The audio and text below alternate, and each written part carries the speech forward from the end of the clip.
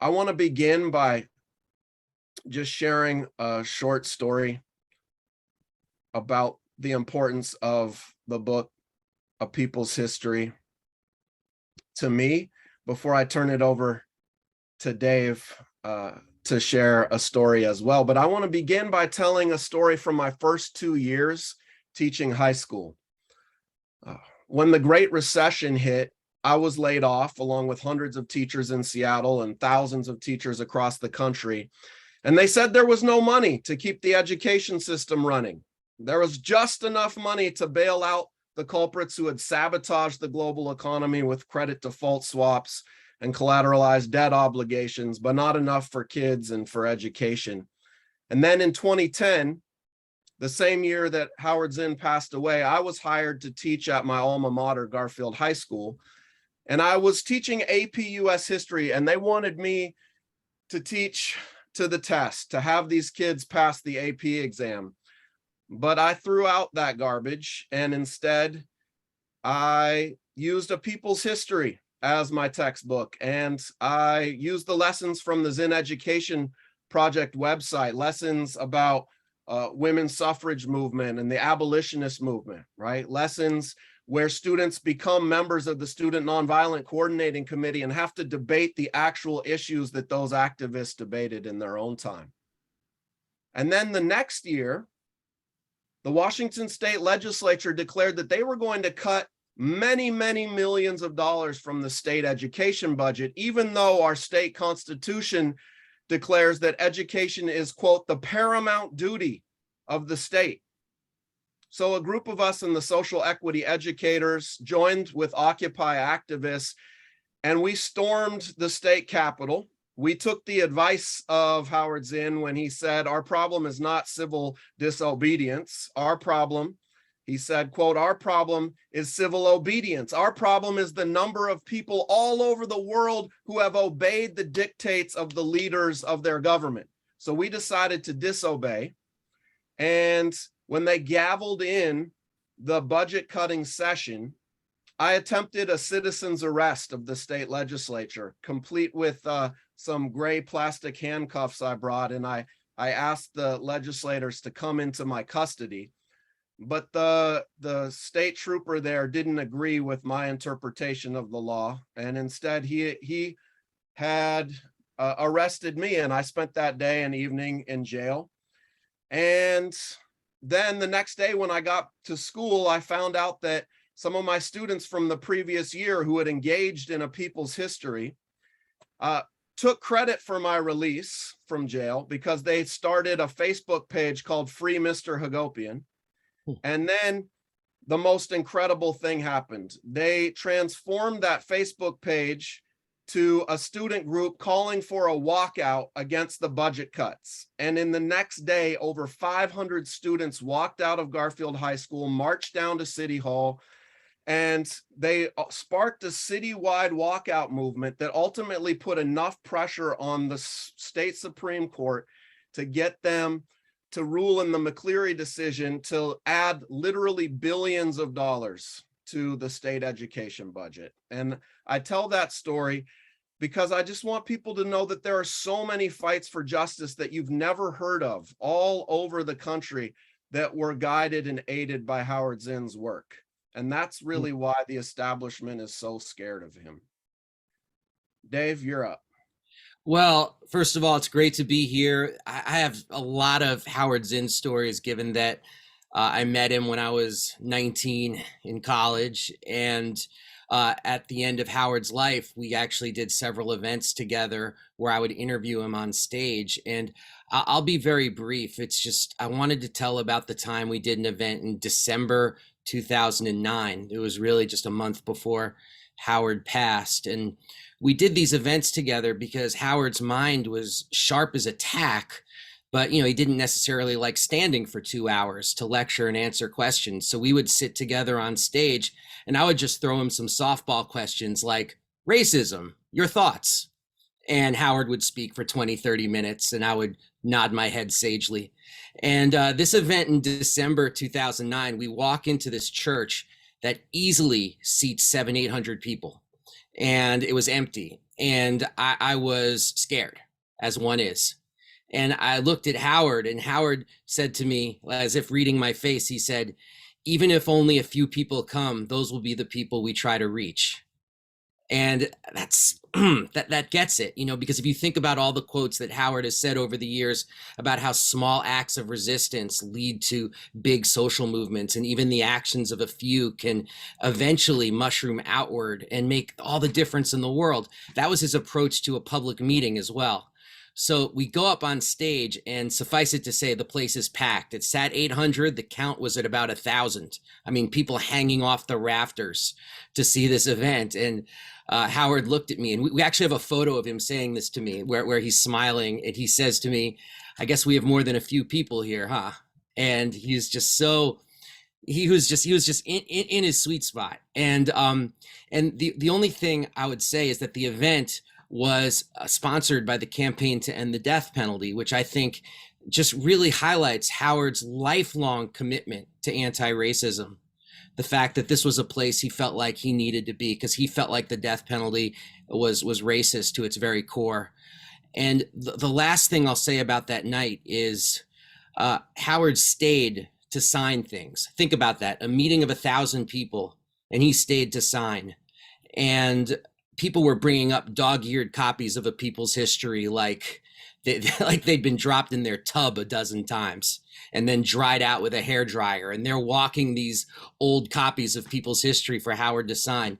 And about a dozen times I went up to the table and said, "Are you done? Would you like to go? Are you tired?"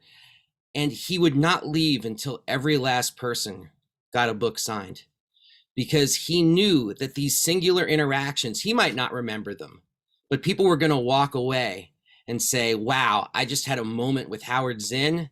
And that's the sort of thing, when we speak about social movements, that actually had a real effect on people to feel connected to Howard, because he wasn't just a historian, he was the people's historian. No doubt. Well, no, sorry, I was back in 2009 for a second. Right now, I'd like to introduce some clips of Howard speaking. The first one, it's 1:24, and it's titled, "Why Not Be Neutral in Teaching." It came from, I stole it from myself. That is, I used to say that to my classes at the beginning of every class. I wanted to be honest with them about the fact that they were not entering a class where the teacher would be neutral. It was not going to be a class where, the teacher spent a year with the students, and they would have no idea where the teacher stood on the important issues. This is not going to be a neutral class, I said. I don't believe in neutrality. I believe neutrality is impossible, because the world is already moving in certain directions. Wars are going on. Children are starving. And to be neutral, to pretend to neutrality, to not take a stand in a situation like that, is to collaborate with whatever's going on, to allow it to happen. I did not want to be a collaborator with what was happening. I wanted to enter into history. I wanted to play a role. I wanted my students to play a role. I wanted us to intercede. I wanted my history to intercede. And to take a stand on behalf of peace, on behalf of a racial equality or sexual equality. So I wanted my students to know that right from the beginning. No, you can't be neutral on a moving train. Wow. There it is right there. We've got another clip we really want to show. It's a clip of Howard Zinn speaking to teachers, very appropriate for this event. And I want, when people hear what Howard Zinn is saying to teachers, I want you to keep in mind that this is the message that they want banned from classrooms.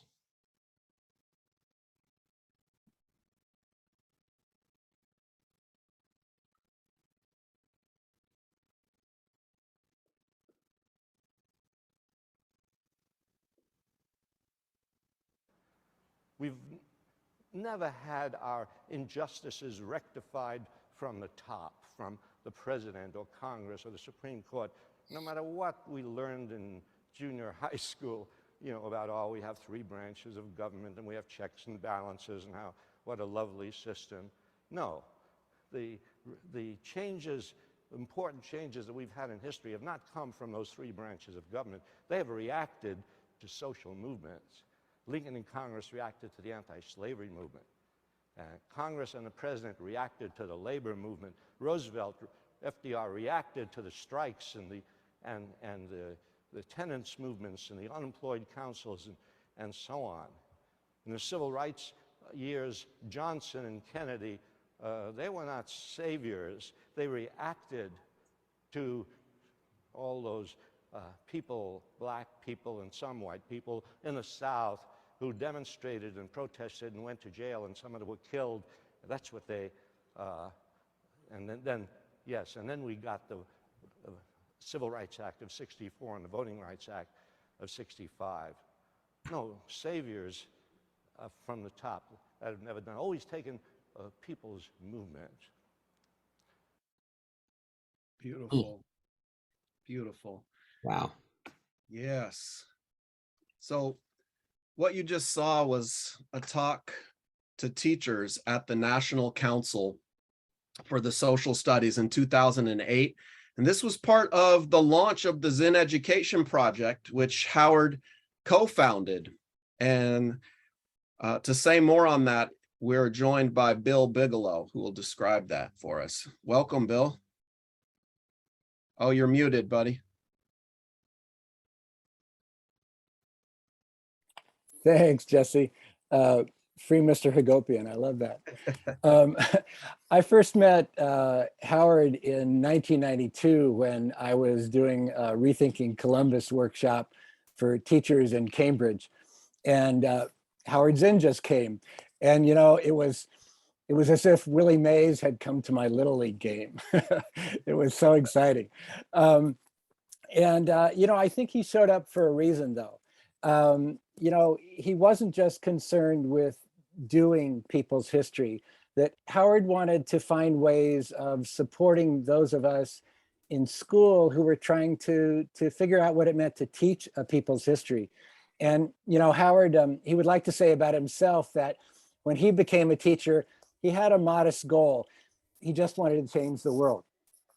And you know, it's no doubt a huge aspiration, but actually I think that a lot of people go into teaching with that in mind, that they want their students to think deeply, to think critically, you know, to make a difference in the world. But there's this huge, I mean, there's this, you know, we have our huge aspirations up here, but there's this chasm between aspiration and our ability to pull that off. And so I think that what we need is, well, we need resources, and Howard knew that we needed resources. And so one of the things that Howard did was he joined with a former student, Bill Holtzman, in 2007 to launch the Zinn Education Project. And he connected with Rethinking Schools and Teaching for Change. And we began just by giving, you know, thousands of copies of A People's History of the United States away. And along with the wonderful film about Howard's life, You Can't Be Neutral on a Moving Train. And we also, we gave copies of a teaching guide away to, you know, to help teachers figure out what this would look like in the classroom. And we wanted the Zinn Education Project website to be filled with stories, to be a place where, you know, teachers could find people's history lesson plans, where suggestions for novels and films. And we wanted a place where teachers could talk to each other about, you know, what this looks like in the classroom. And teachers responded. That first year, we had 4,000 teachers who registered to download lessons. And 4 years later, there were over 25,000 teachers. It had ballooned to over 25,000 teachers who had registered. And today we have almost 150,000 teachers who have signed up. And really what people are doing, they're signing up to align their social justice values with their classroom practice. 2 years ago, we launched a campaign on Teaching for Black Lives, including our ongoing Teach the Black Freedom Struggle classes. We also have campaigns to abolish Columbus Day, to teach Reconstruction, to teach climate justice. And, you know, it's no secret, of course, and we've talked about that, but these days the right wingers are trying to bully educators into silence. And so ZEP is helping teachers fight back, organizing Teach Truth demonstrations, and helping folks find support for each other, and offering more and more resources. You know, I interviewed Howard in January of 2010, and it turned out that it was just a few days before he died. And the final question, the last question that I asked Howard, was whether or not he had any advice for future history teachers. And Howard said, "Don't be intimidated by what they say you must teach. If you don't take any risks, you're not doing the right thing." And I think that that's what the Zinn Education Project is trying to do. We're trying to offer teachers a place, a source of resources and community where they can take those risks.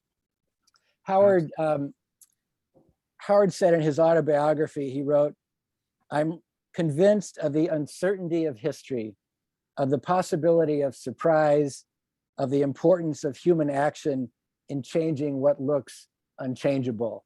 And I think that, you know, every teacher in the country should help our students grasp that truth. Yes, thank you, Bill. Absolutely.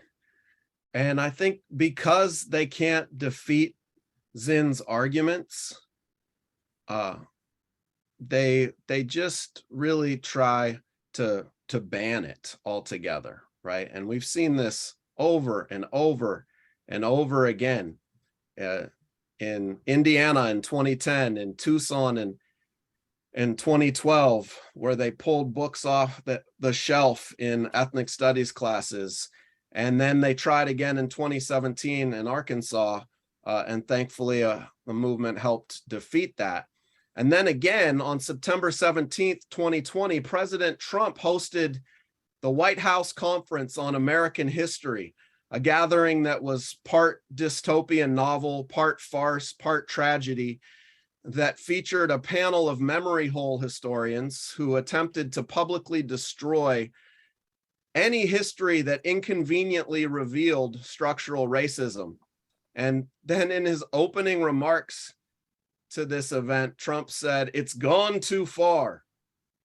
Our children are instructed from propaganda tracks like those of Howard Zinn. They try to make students ashamed of their own history." And then anti-people's historian Alan Guelzo put a target on the back of the Zinn Education Project with the absurd lie that the organization's materials are, quote, "snuck under the door of unsuspecting teachers," right? Rather than the reality that, tens of thousands of teachers are downloading these lessons all across the country, right? And so to date, we have some 42 states that have introduced legislation or enacted policies that seek to require teachers to lie to students about structural racism or sexism or homophobia. But it is truly incredible to be part of a movement of honest educators and truth teachers who are fighting back. The Zinn Education Project has helped organize now 3 different national days of #TeachTruth. And if you look closely at this photo, on one of these national days of actions for Teach Truth, you can see on this table that was organized by these students and teachers, you will find a copy of the People's History right there. And I think at many demonstrations all across the country, the same can be said. Wow, you just said a mouthful, Jesse. Thank you so much for that. But of course, as you well know from your work, this silencing of history goes way back and is deep in the marrow of this country. And it has most often been done not with laws or crude thugs in the White House having their say, but simply by leaving the history out of the textbooks and the curriculum, as our next guest, Lauren Cooper, found. We're going to speak to Lauren about her own education and her work with Teaching for Change and the Howard Zinn Trust as digital curator for the Howard Zinn website. Lauren is also a librarian for the Center for Black Digital Research, and she was the founding staff coordinator for the Zinn Education Project. Hello, Lauren. Hello, good evening, everyone. Great to see you. Thank you. So, Jesse, you want to kick us off with a question, and then I'll come in?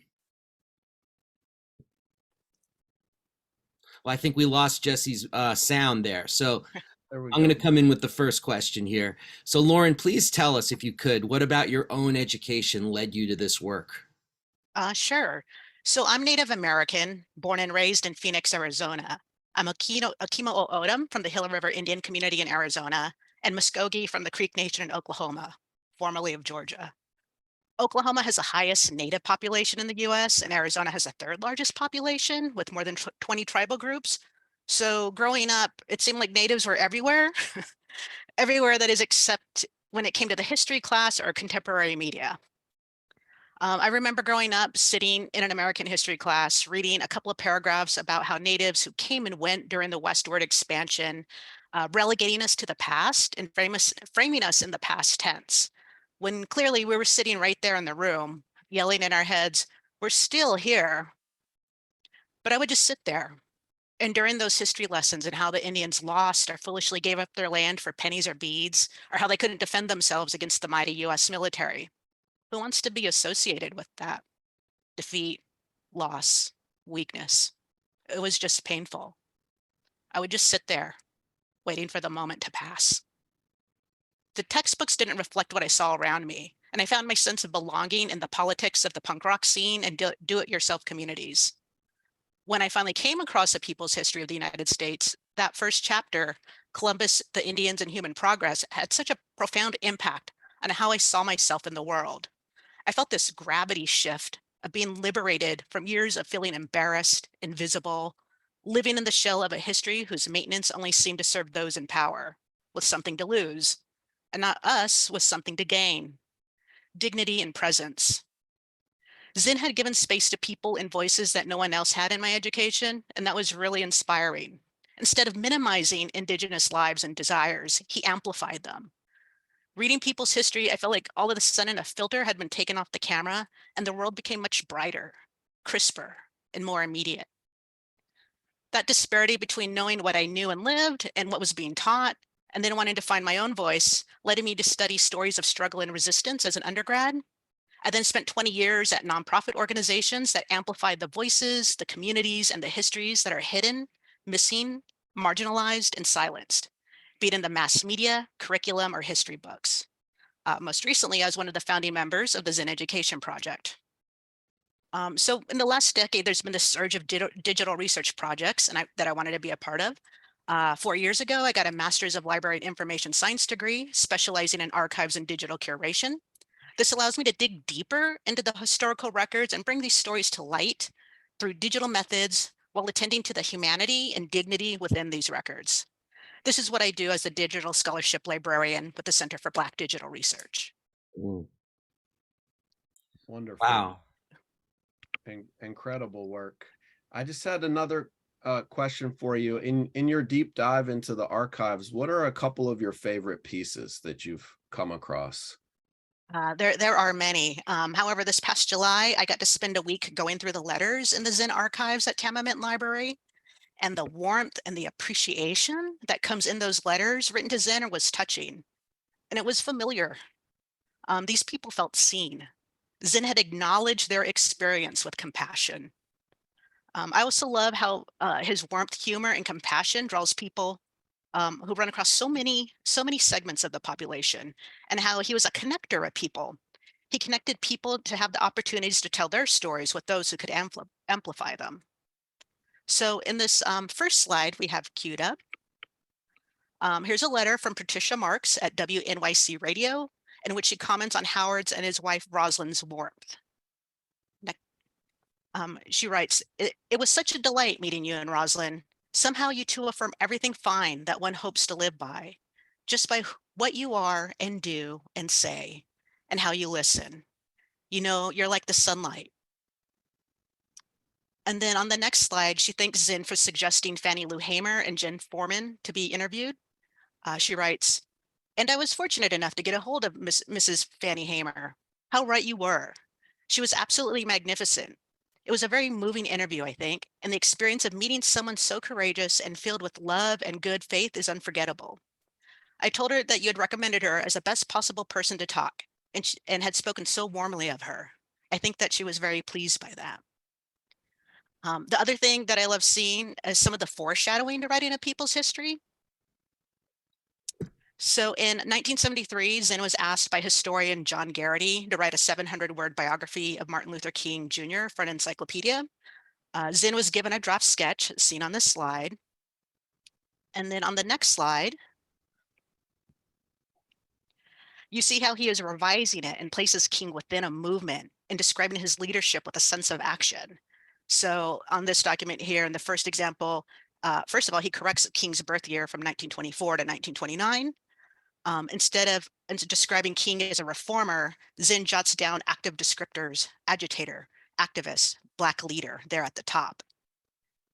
He edits the passage that King took charge of the Montgomery bus boycott and changed it to he was asked to lead the Montgomery bus boycott by the association who was organizing it.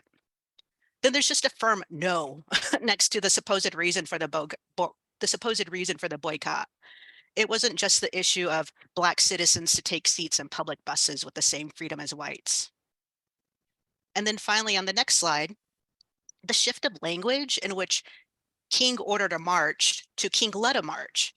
It's just a different sensibility and places King in a movement of people.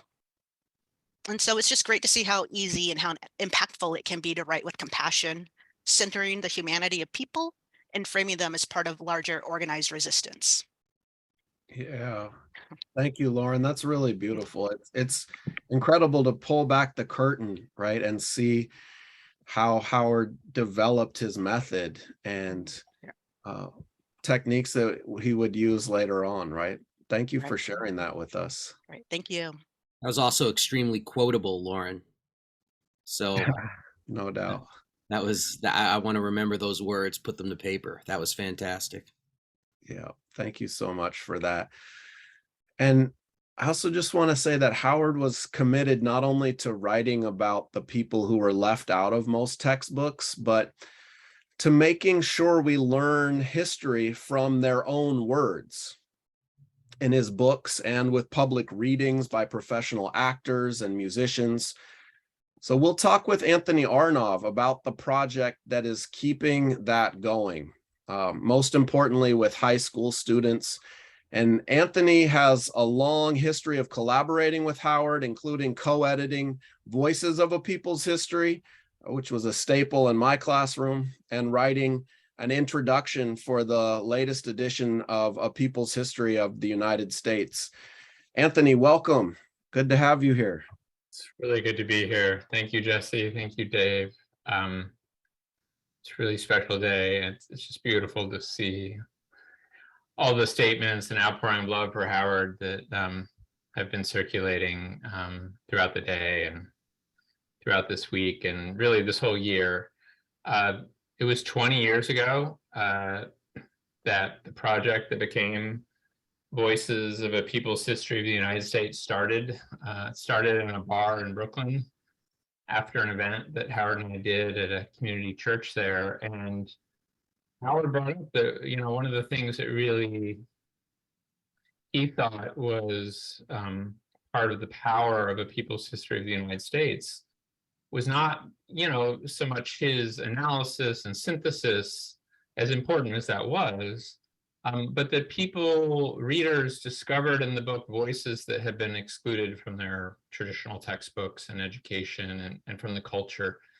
And they were so moved to encounter Fannie Lou Hamer and Eugene Debs and Frederick Douglass and maybe even people like King, who they had maybe been taught and shown in one light in a very different light, or Helen Keller and whoever it may be. He understood that those words, the words that inspired him to write the People's History, the words that emerged from people's movements, from social movements in history, that was the kind of part of his work. So this very interesting thing happened after we started working on this book to gather those primary sources, where HarperCollins came to Howard and said a millionth copy of A People's History had sold. It's now nearly or at 4 million copies. And of course, many more when you consider the used copies and the library copies and all and so on. But a millionth copy had sold, and they wanted to organize a conference of historians. And Howard, to Lauren's point, said very simply no. He had a different idea, and that was to bring together actors and musicians and writers to highlight and share the words of people who had spoken out against injustice from our past, and to hear how they spoke to the present, to the present. And we organized our very first performance in New York City at the 92nd Street Y. We're coming up on the 20th anniversary of that event.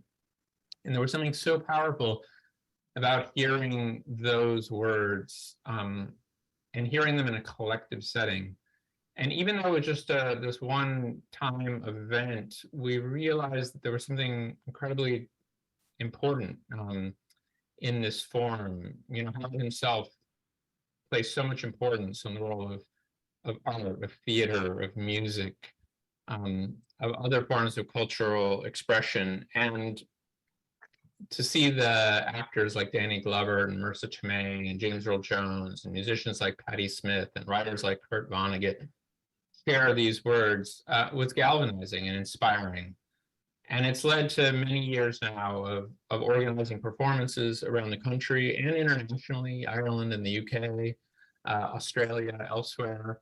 But then also finding ways to bring these original sources, these documents, into schools and to work with students to understand these texts, but also themselves to take ownership over them, perform them, and bring them to life and find their own voices through that process.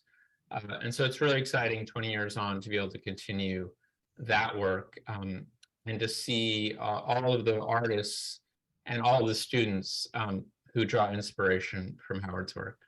No doubt. No doubt. Thank you so much for sharing that, Anthony. Some of the best nights of my life have been at the Voices of a People's History shows. So really thank you for helping to organize those events. But in addition to talking about Howard Zinn this evening, we also want to highlight the historians who preceded him and the countless historians who are expanding the field today. And some people incorrectly refer to Zinn as the first or only people's historian. But we want to show you some examples of historians who preceded Zinn. Among the women were, as Pero Dagbovi says, historians without portfolio, right? We are pleased to be joined by one of the most innovative contemporary people's historians who draws on the work of those earlier historians and brings people's history to the public with podcasts. So I'm happy to introduce Dr. Kidada E. Williams, author of They Left Great Marks on Me, African-American Testimonials of Racial Violence from Emancipation to World War I, and the upcoming book, I Saw Death Coming, A History of Terror and Survival in the War Against Reconstruction. She is also the producer and host of one of my favorite podcasts, Seizing Freedom. Welcome, Dr. Williams. So glad to be with you again. Thank you so much for having me. It's a pleasure to be here. No doubt, no doubt. Well, your work and the upcoming book, I Saw Death Coming, gives evidence to the thread of white supremacist violence throughout U.S. history. And so I want to know more from you about what we can learn from people who have resisted in the past and about how teachers should resist the repressive laws and threats today to teaching truth. I think that's an excellent question. I think one of the things that we can learn is that there is power in saying that people's lives, freedoms, and futures matter, and that those declarations inspired people across the generations to collective action.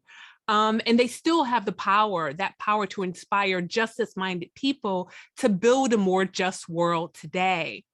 And so I think there are some interconnected lessons that we can learn from our predecessors. And one, and this is something I think that teachers can take in mind, and one is that fighting for freedom and justice is best done collectively. And I think that that sort of fits the Zinn project so well. Teachers can fight and win by working with other educators, with librarians, with students and activists, primarily, I think, by accessing the historical records. So I think we have to understand what the laws say, and we have to be strategic as we fight them. And so sometimes it means sort of considering, do the laws prohibit us from teaching historical records cataloged by the Library of Congress, by the National Archives, by state archives? These institutions, along with the Zinnette Project, are our partners in the struggle. And so, you know, they provide records and lessons, I think, that let the students see the records for themselves. But I think we also fight these laws, these unjust laws, by reaching out to lawmakers, by running for office, and by direct action protests. Dr. Williams, hello. Dave Zirin. Hi. Big fan, first time talking to you. I was curious in what ways your work has been influenced by Howard Zinn, and perhaps you could name a couple of other historians who've informed your scholarship. So I would say what Howard Zinn taught me is that whether it's war, incarceration, or censorship, we have to believe, if we say we believe in a just world, then we have a duty to disturb injustice and unjust practices wherever they exist. We can't give proponents of unjust practices and policies and their silent enablers a moment of peace. So we have to call unjust policies and practices by their names, and we have to use our voices even if they shake while we do it. And so, you know, he also taught me that my experiences, my understandings of the world, particularly the repression of African Americans, doesn't happen in a vacuum. And that those, you know, that these struggles, that Black people's struggles, are connected to other people's struggles. And so in terms of other historians, as a historian, I'm going to go back to, I think, some of the earlier histories, some of the earlier truth tellers and history fighters. And so for me, the ones who inspire me, I think, I'll sort of give a quick list. Frederick Douglass, for not letting Confederates or Unionists off the hook. He didn't let either one off the hook. T. Thomas Fortune, who understood the need for a very spirited coalition of activists to fight rising oppression of working and poor people, even before Jim Crow was fully installed. So T. Thomas Fortune is there before a lot of the other activists were more familiar with. Ida B. Wells Barnett, of course, for telling the truth about lynching and rape. William Monroe Trotter for fighting for working class peoples. And then I'll end with W.E.B. Du Bois and Paul and Aslanda Robeson for helping more Black people see the global nature of the fight. And I think they inspire me because they didn't all live to enjoy the freedoms they fought for, but they said that Black people's lives, freedoms, and futures mattered. And they helped us understand that a better world was possible. No doubt. I love that. And I just wanted to wrap up with the question, why do you take the approach you do to sharing people's history? And whose voices are you most intent on amplifying, and why? And, you know, I ask this because there's some just incredible voices that you share on your podcast. I'm thinking of Harry Jarvis, who had run away from a Virginia plantation on which he was enslaved, and you had an actor reading his words. And I thought maybe we'd just play this before you answer. I went to him and asked him to let me enlist, but he said it wasn't a Black man's war. I told him it would be a Black man's war before they got through. So thanks for playing that clip. It's one of my favorites. And, you know, as we got the show together, it was one of the things that I knew I absolutely had to have. And it's because stories of people, people's histories, like Harry Jarvis's, And his, he's playing a role or playing a part in this larger African-American radical stand against slavery and its afterlife. Stories like his are often the ones that ruling regimes and their proponents ignore when they tell the history.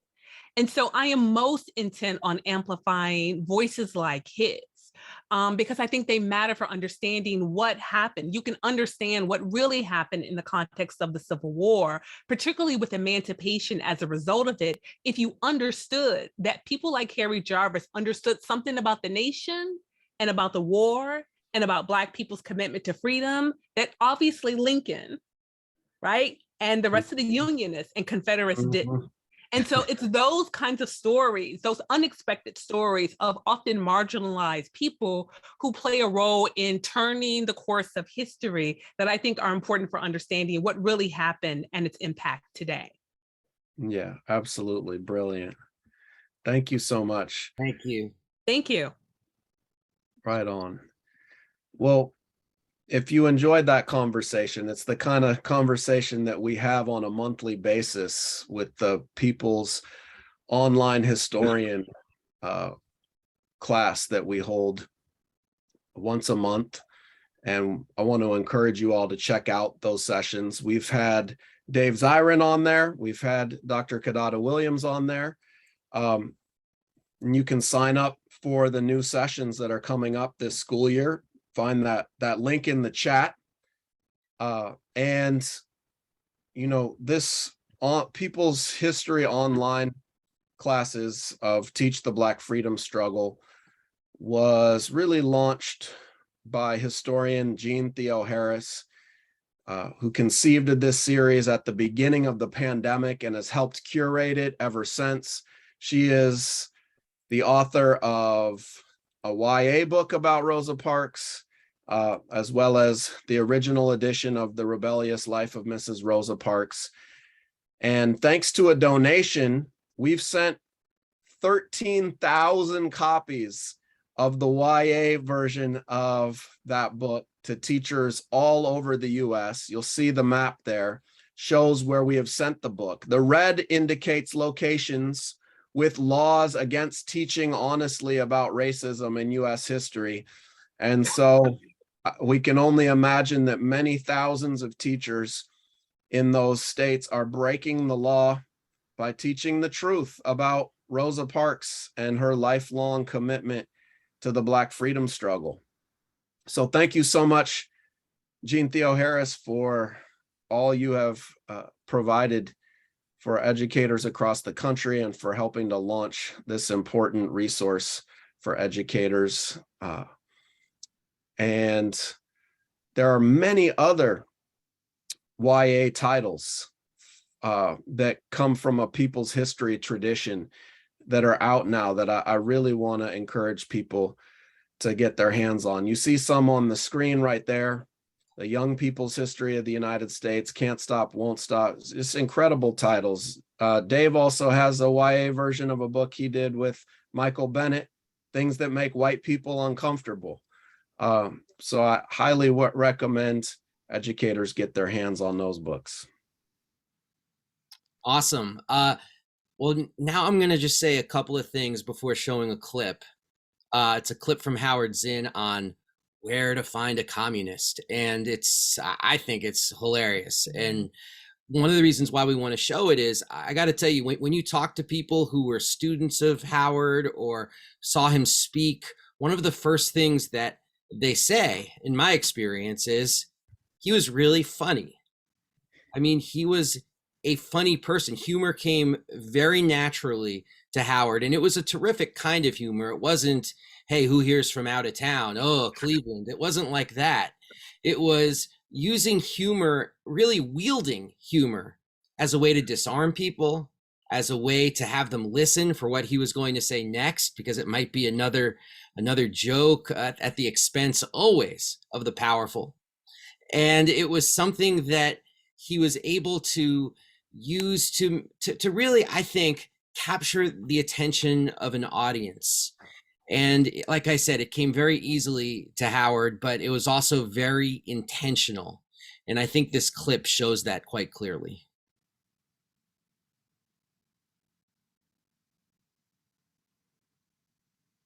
In the year 1948, there was a series of pamphlets were distributed by the House Committee on Un-American Activities entitled 100 Things You Should Know About Communism. I came across this in my files. I keep files on them.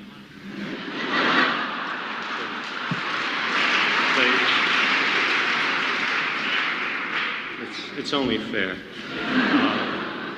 I was impressed by the thought that the committee knew 100 things about communism. Where the pamphlets had 100 questions and answers. Question 1, what is communism? So the idea is to start with something easy. Something that requires a brief answer. Answer, a system by which one small group seeks to rule the world.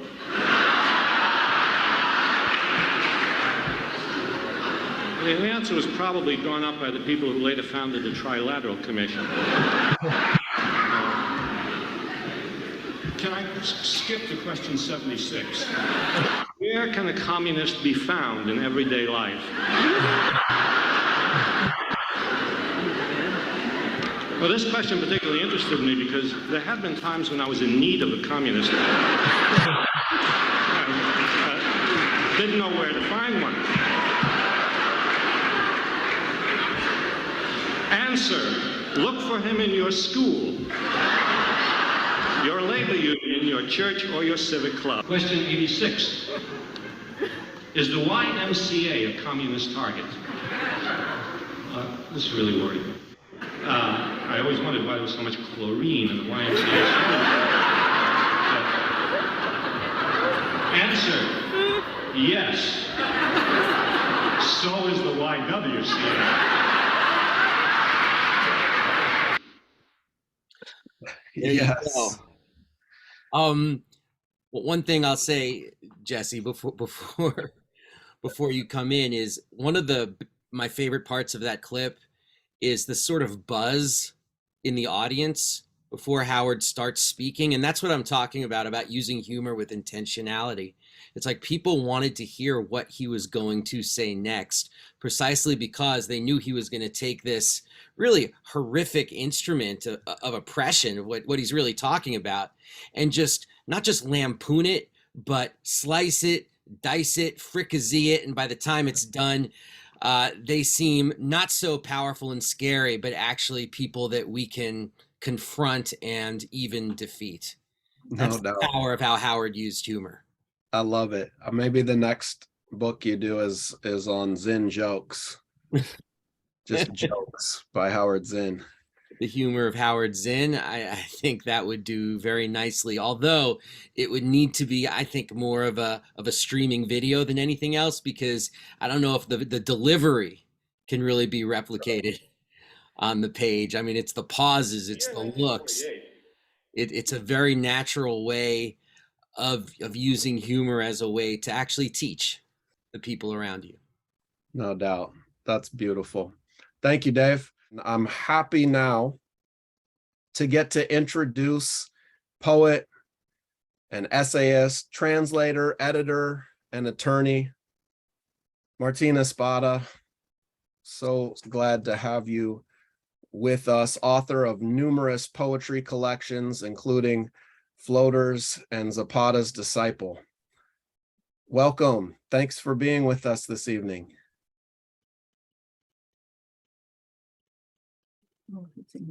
I think you're muted still. Thank you very much, Jesse. Happy birthday, Howard. Yeah, absolutely. Well, I'll jump right into it. You wrote 2 poems in memory of Howard Zinn after he died.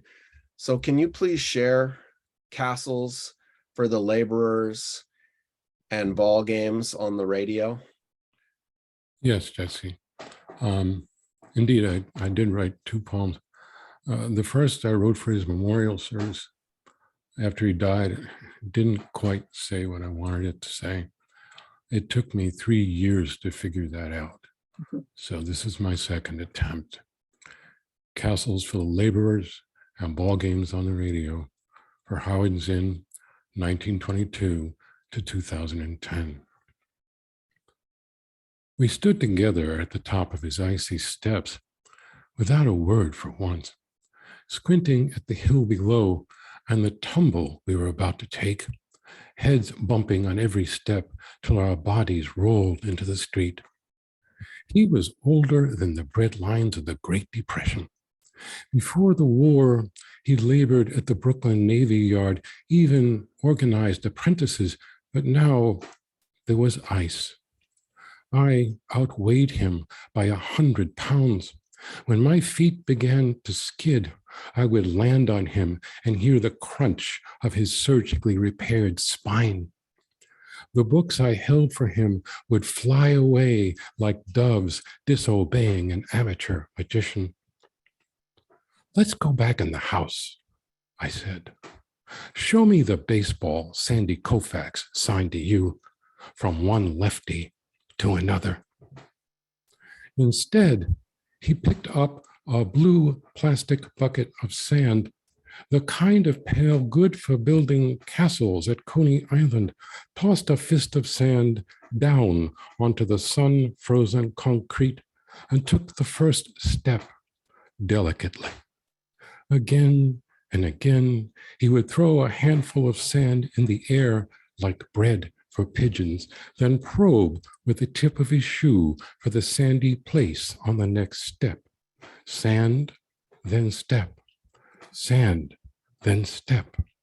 Every time he took a step, I took a step, an apprentice shadow studying the movements of his teacher, the body. This is how I came to dance a soft shoe in size 14 boots, grinding my toes into the gritty spots he left behind on the ice. I was there. I saw him turn the tundra into the beach with a wave of his hand. Coney Island of castles for the laborers and ball games on the radio, showing the way across the ice and down the hill into the street where he spoke to me the last words of the last lesson. "You drive." Wow.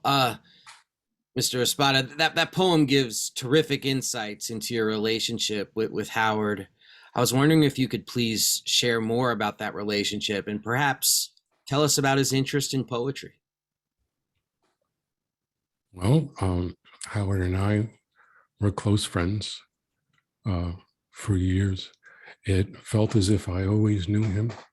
My father was actually friends with Howard's brother, Shelley Zinn. They were organizers together in Brooklyn in the 1960s. Howard was a great teacher. He was one of my great teachers, despite the fact that I never took a single class with him. He was, as you pointed out, Dave, a few minutes ago, a very funny guy. And his humor comes across in that poem, especially the punchline at the end. We were acting out metaphors. Sometimes people do that. We were acting out metaphors. And all this really happened, by the way. We were on our way to speak together at a rally in Cambridge against the bombing of Gaza. And I remember it very well. It's the last day I spent with Howard. His interest in poetry was remarkable. He was interested in everything. First of all, I should say that Howard had the soul of a poet. He had the craft of a poet. Not only, I'm not speaking as a writer as much as a performer. Now, you were talking about performance. I used to love to watch Howard backstage from the wings.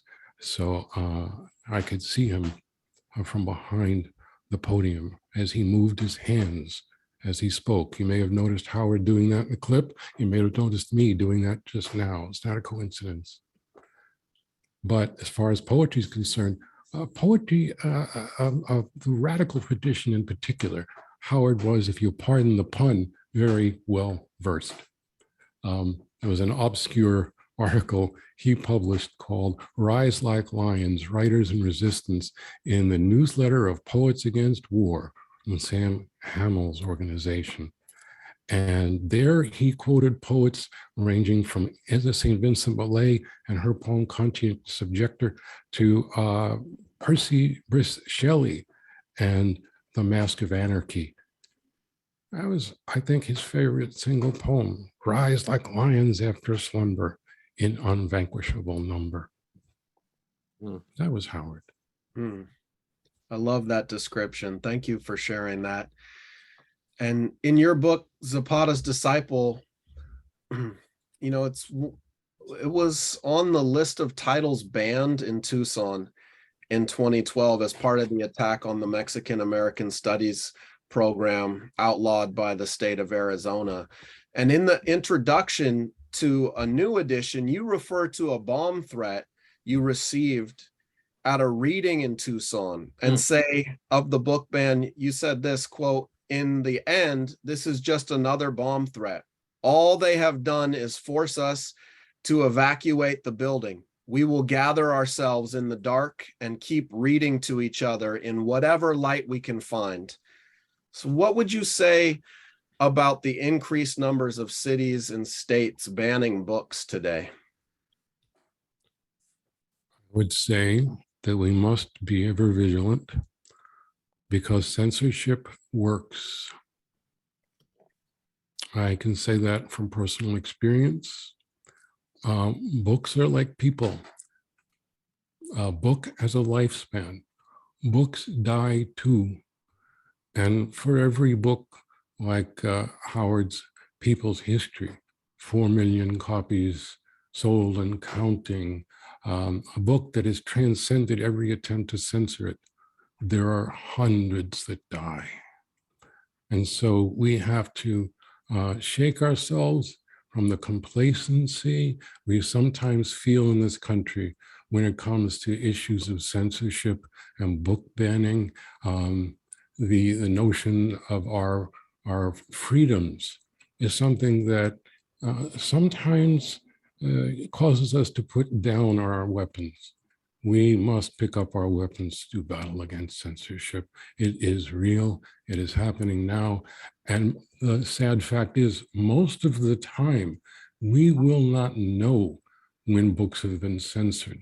The only difference between this historical moment and most historical moments when it comes to censorship is the brazenness of it. People are being very open about censorship to the point where they're now passing laws that legislate censorship.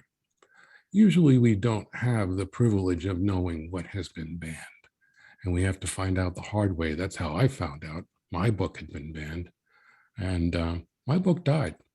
Zapata's Disciple died, went out of print. And if it wasn't for the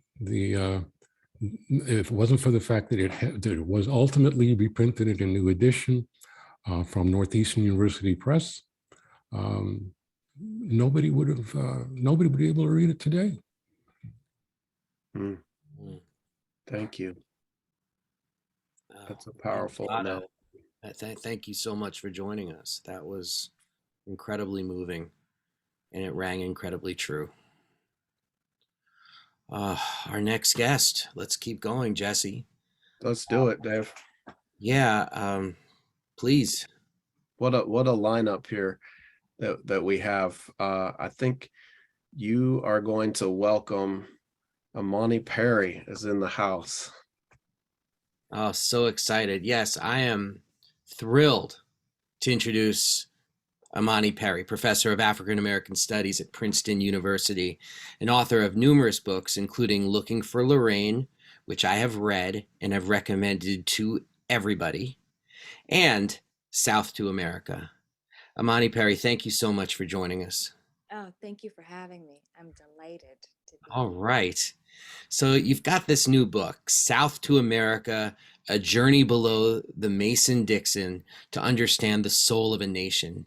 And you reference books that you recommend in that incredible text, including a book that maybe a lot of people don't know that Howard Zinn wrote called The Southern Mystique.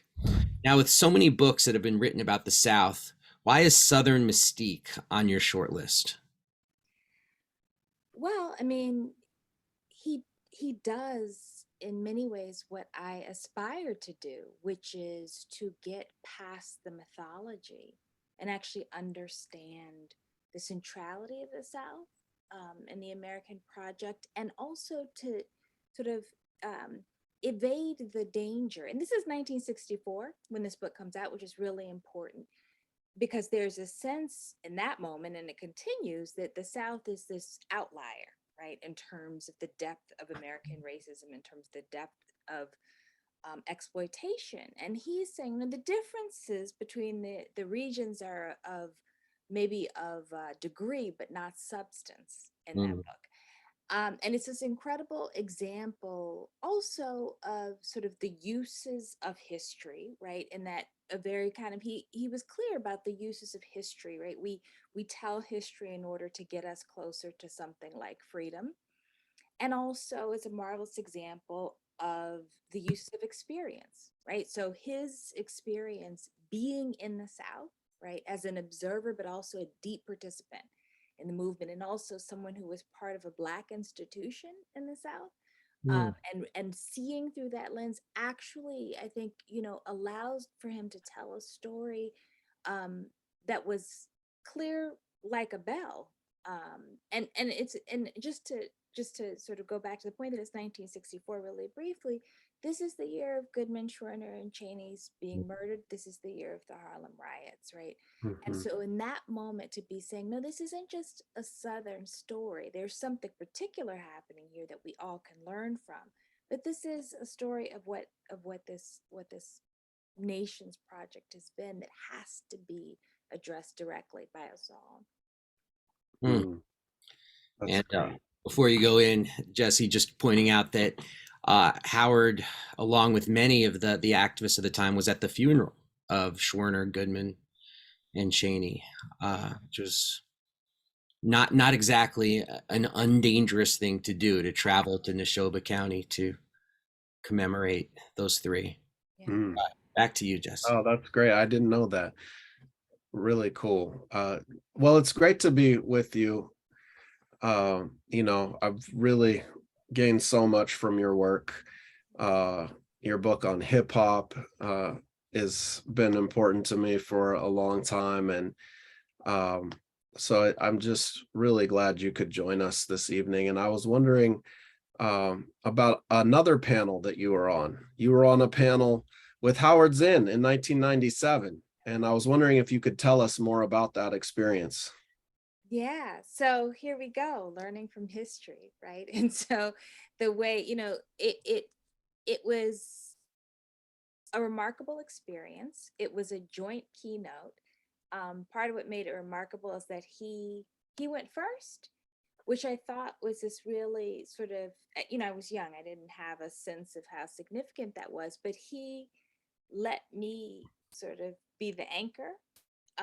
And I was, like 24 years old, 20, yeah. And had a sort of that, and we saw an example, just this sort of brilliant, but also affable and natural disposition. And we talked about how one lives a life as a person of conscience. I just was so moved by the way he made space for me. And I was not his student, but it was absolutely a moment of being a student that I have modeled later, that you make space for young people. You make space for them to tell their stories, to exercise their voice. And that just the attentiveness that he displayed in that moment was also to what I was saying. I mean, he didn't, it was so, I hate to say this, but it's rare, that kind of, for someone, a worldwide historian, right, who is so extremely influential, to just be attentive to this, little graduate student. I love that.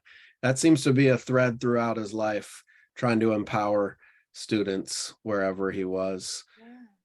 That's great. And somebody just notified me they were having a little trouble hearing you. So I don't know if you can Oh, get a little I'll try to closer to speak the up. mic. Yep, Thank you.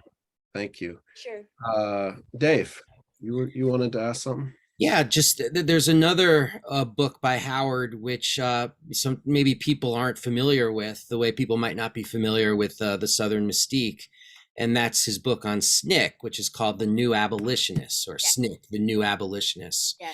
And I was wondering if you could speak a little about that text, first of all, which to me is an incredible demonstration of what social history can and should be. And also I wanted to ask you what you think we can learn from the work of SNCC for the troubled times in which we are in today. Yeah, I mean, I think it's such an important text, and it was prescient, right? So, now there have been a number of scholars who talk about the organizing tradition, that you shouldn't tell the movement simply in terms of mobilization or simply in terms of charismatic leadership. He's doing that as the movement is happening, right?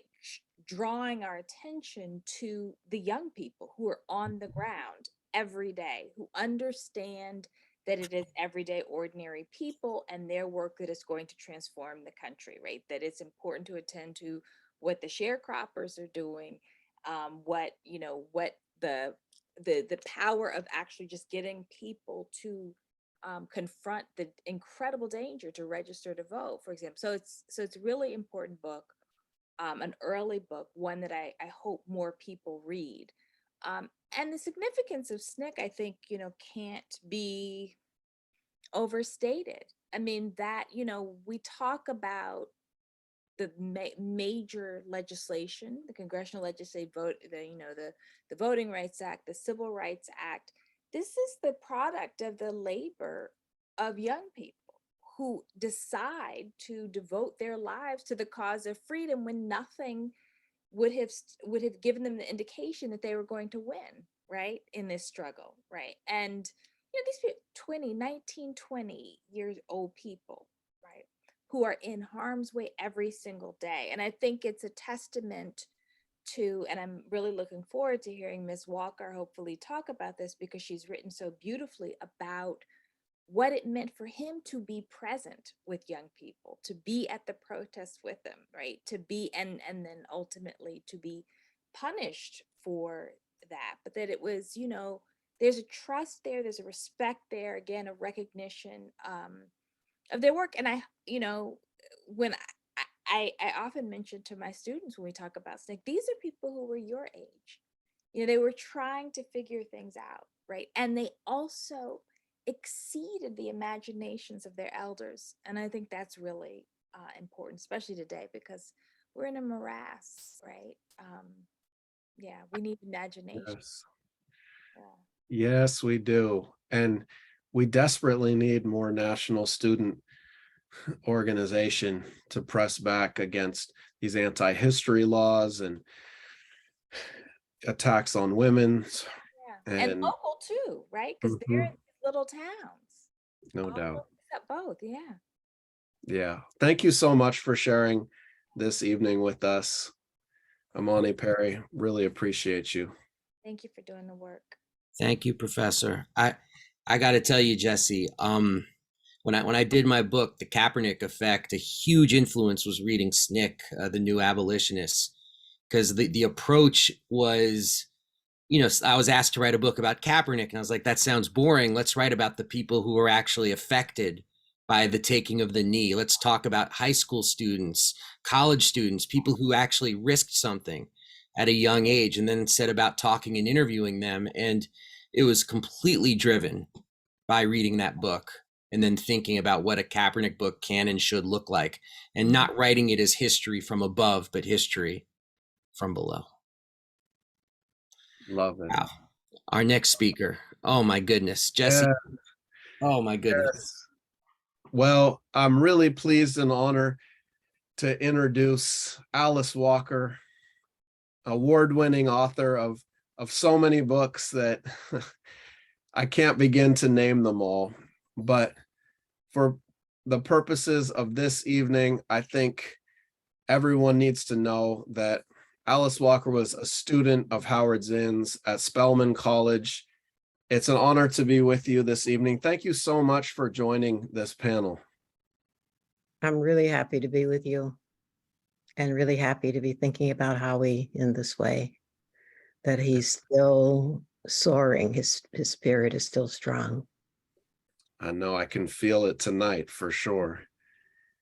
You've written beautifully about the importance of teachers in your life, and I was hoping you could speak about that and tell us what Professor Zinn was like as a teacher in the classroom.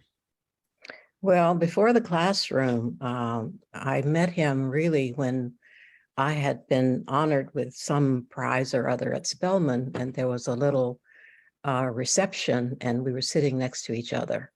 Now, you have to understand that I had never in my life sat next to a white person. And so it was extremely interesting to have him be very funny, very warm, and very curious about my life. And we became friends because he was so much himself. It was something I had never imagined could happen in that part of Georgia at that time. It's extraordinary. I mean, you can't even hardly imagine it now, I think, but yeah. And in the classroom, what engaged us all was his humor and also his knowledge about Russia, because I had been to the Soviet Union and didn't speak a word of Russian. And he had a class on Russian literature, which he taught, with just so much, almost Russian expressionism. And I wrote, about Dostoevsky and Tolstoy, and he understood. And although there was a criticism among the other teachers that I could not possibly have written this book, this essay, he said, well, actually, nobody else in Atlanta could have written it, which was very Howie, So we became friends, and I became friends as well with his wife, Roz, and with the children. They were fairly small then, but I always related to them as a unit, and I was happy they were together because being an activist at that time from the North was not that safe. Wow. Yeah, I'm glad you ended on that point, Ms. Walker, because we asked you about Zinn in the classroom, but I was wondering if you could speak about the Howard Zinn you knew as an organizer in the movement and a supporter of student struggle. Well, the main thing was just that he was always there. I mean, he was not directing from the rear. He was not directing from the classroom. He was actually on the street. And it was, it was encouraging. It was supportive. The other teachers, except for Stoughton Lind, who was teaching history as well, the other teachers were not about to be out there for the most part. And I was a scholarship student, and so I was afraid that if I were arrested, I would be turned out of the school. But, just having his support and knowing that there was someone who could see the world the way that we saw it. I mean, a lot of the bourgeois teachers at the school really didn't quite see the world the way some of us saw it who were poor. We were poor, we were children of sharecroppers often. We were people who knew that we had to have a future and we had to make it for ourselves. So his staunch, understanding of that, coming from the working class himself, was really wonderful. I love that.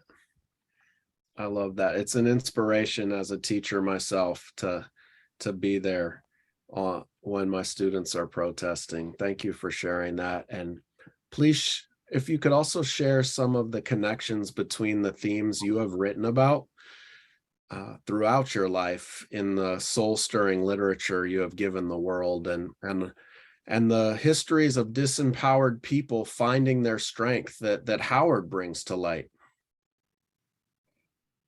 Well, it helps to have a teacher who is teaching Russian literature so that early on you have a sense of the stratas, the way that the society all over the world treats the people the lowest down, and so you know, it helped to have someone who had that understanding on a global level, so that when I started to write my novels about sharecroppers, I could draw on the fact that Howie understood what I was doing.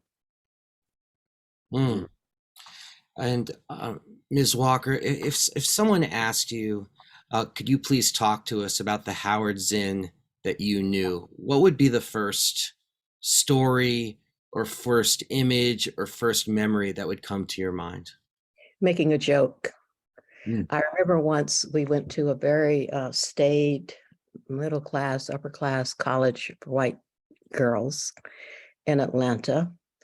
And I think my roommate was from Uganda, so we were the only two Black women. And Howie, we went with Howie, because he was going to make a speech to these women. And they were very proper, very staid, you know, very just, you know, the gloves and all of that. And he got up to make this speech. And the first thing he said was, well, I stand to the left of Mao Zedong. It was hilarious, but on the other hand, I don't know if those girls knew who that was. You know, and we all have a different view of Mao now, but it did at that time. He was extremely, you know, radical. So that was Howie, you know, being very provocative, very funny, very not easily fazed. And I think some of that comes from, you know, his experiences during the war. You know, I mean, that's an incredible school when you find yourself in a war not of your choosing and forced to do things that you don't agree with, even if you learn about the real, what happened, you know, later. So he was very seasoned, you know, he was very seasoned, and he was at peace with himself as long, I think, as he was actively combating, you know, the disaster of the leadership that had caused so much suffering in the world. Yes, yes. Maybe we could just end on a final question. I would love to know your thoughts about the efforts to try to ban Howard Zinn's work and ban discussions in the classroom about structural racism. I'm sure banning Alice Walker's work is right on the list. Well, I've been banned for years. I mean, you know,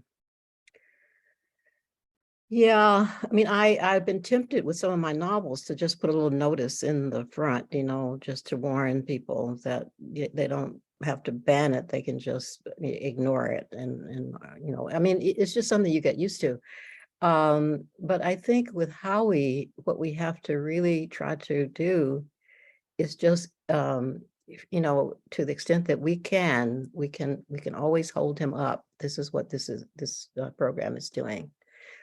We can be the people who cherish and love and continue the work that he started, because, you know, you can't really control the forces. I mean, you can fight them, and you can win, you know, sometimes years later.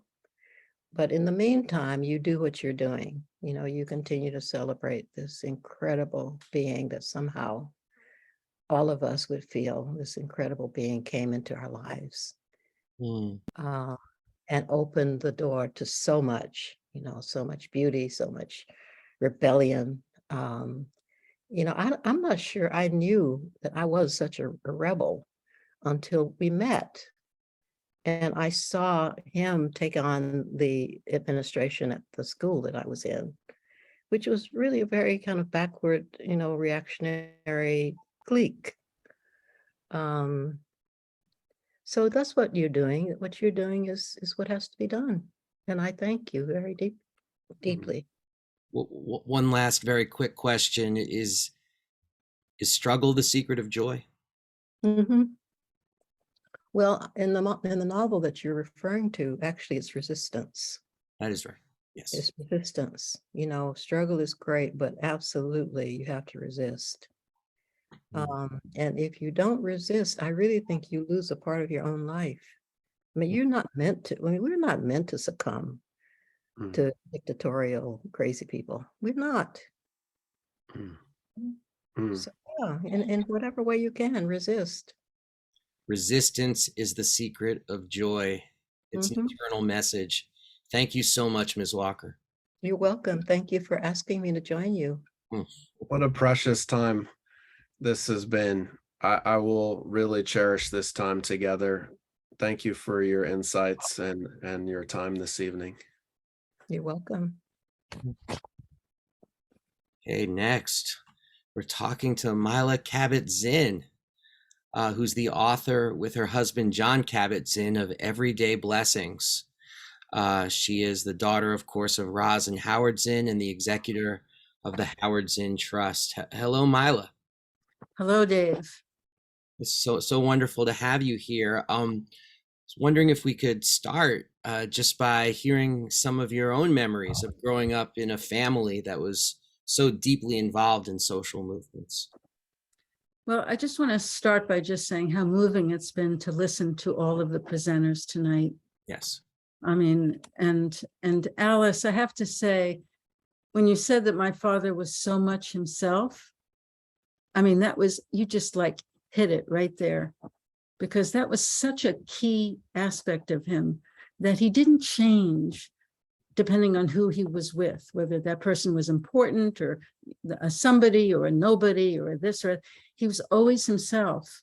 And you could, and it was relaxed, and it was not put on, or it was nothing. And I think the other thing, and that really brought him back to me. So that was very sweet to hear you, just all of what you said. So thank you. It's so great to see you too. It's been a long time, I think. Yeah. And I've been just finding all of the presenters tonight very moving, and I feel very grateful to be able to be here with all of you on what would have been his 100th birthday. And I've been thinking about what might be of interest to you, and I know folks have certain ideas about things you'd like me to talk about, and I'm probably not going to fulfill some of those expectations. But you know, I have my own experience of growing up with my father and, of course, my mother. And since my father died 12 years ago, as the executor of the Howard Zinn Trust, I've gotten to know and appreciate my father's work and life in a way that I actually hadn't before. You know how it is when you're a kid of somebody, you're just kind of doing your thing, and as you grow up, you're living your life, and there's so much that kind of went by me.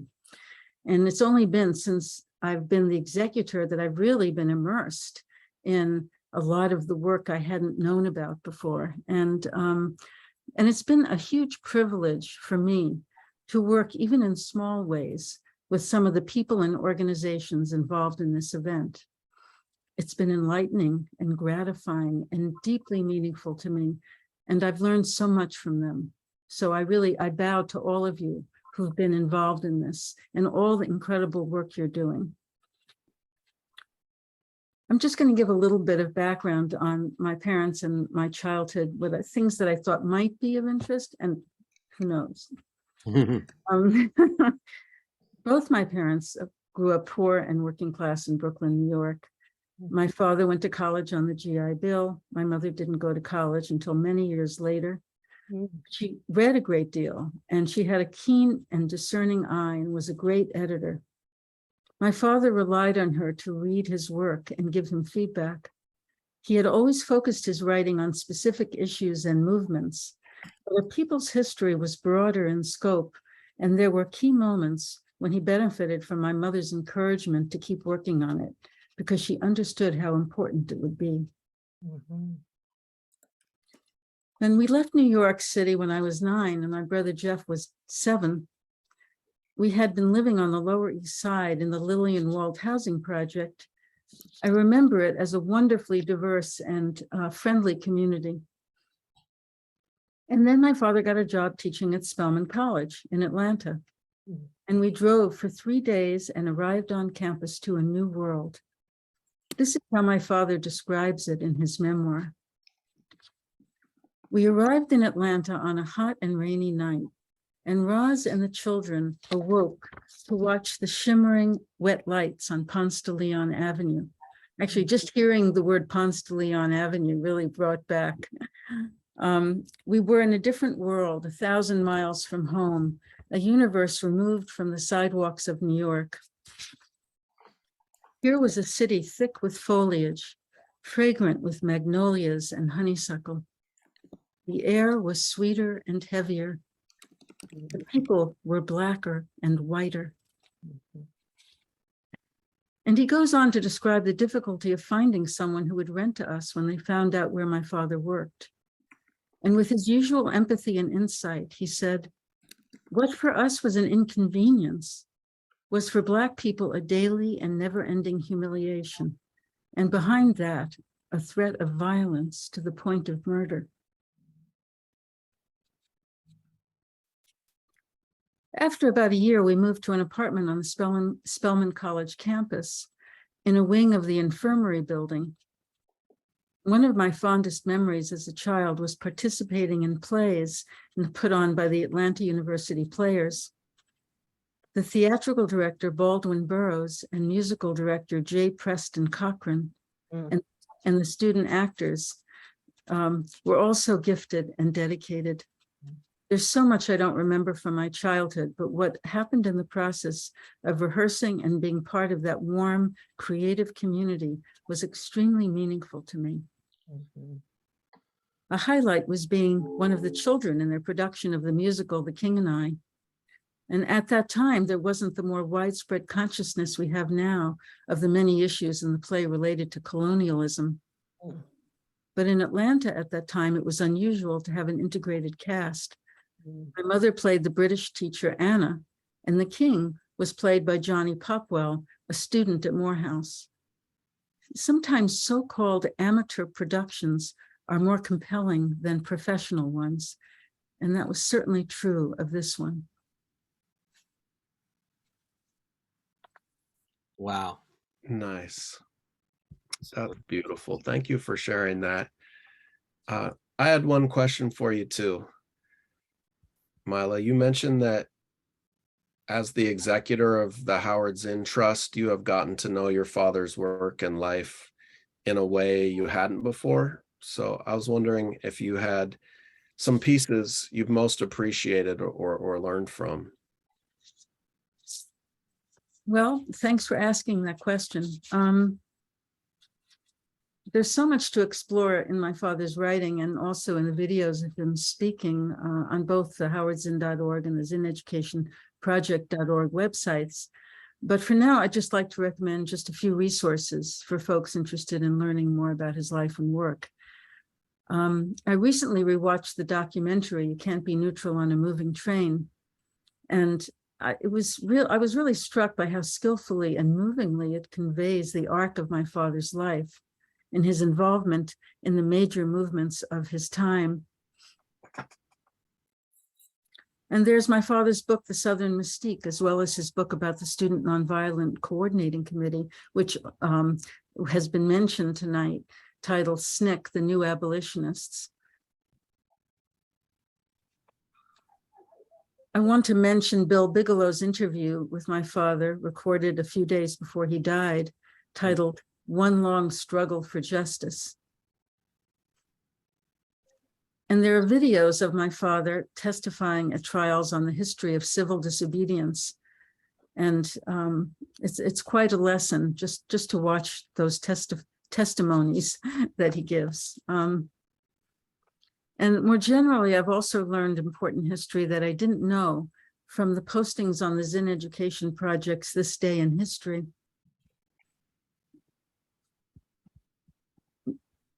So thank you to the Zinn Education Project for that. I've gotten a lot of the education I missed out on in my life. And lastly, you can hear my father's wonderful sense of humor in many of his speeches, which were for the most part unscripted. They are collected in the book Howard Zinn Speaks. Thank you for sharing all that. I just want to say it's been really heartwarming to be here tonight with so many teachers and people's historians, librarians, artists, and importantly, students who are carrying this work forward and maintaining its integrity and broadening its reach. I mean, it's just been phenomenal. So thank you so much. What an incredible night it has been. Thank you. Thanks for helping to make this possible and carrying on this legacy that Howard gave us all. So many tools that he gave us to help build these struggles. And it's really been an honor to get to help organize this event this evening. Thank you for those words, Myla. We have a couple pieces that we really want people to stick around for. And Dave, I was hoping you could talk more about Howard Zinn's relationship with prisoners and, you know, his thoughts on prison abolition. Like, what would Howard Zinn think of Black Lives Matter's call to abolish prisons, right? Right. Howard Zinn, I think, would say that it was tremendous that the call has been picked up, a call that has been in the air for decades. And I think that's why it's so important for us to know our history. And this was one of the great lessons of Howard Zinn, is that we have to realize that we stand on the shoulders of giants, and we have to realize that what we're doing today, maybe it's been done in the past, and maybe there are lessons to learn. Maybe there's an emboldening process. And I think that Howard Zinn, being a prison abolitionist, dating back decades, is something that we need to consider and think about.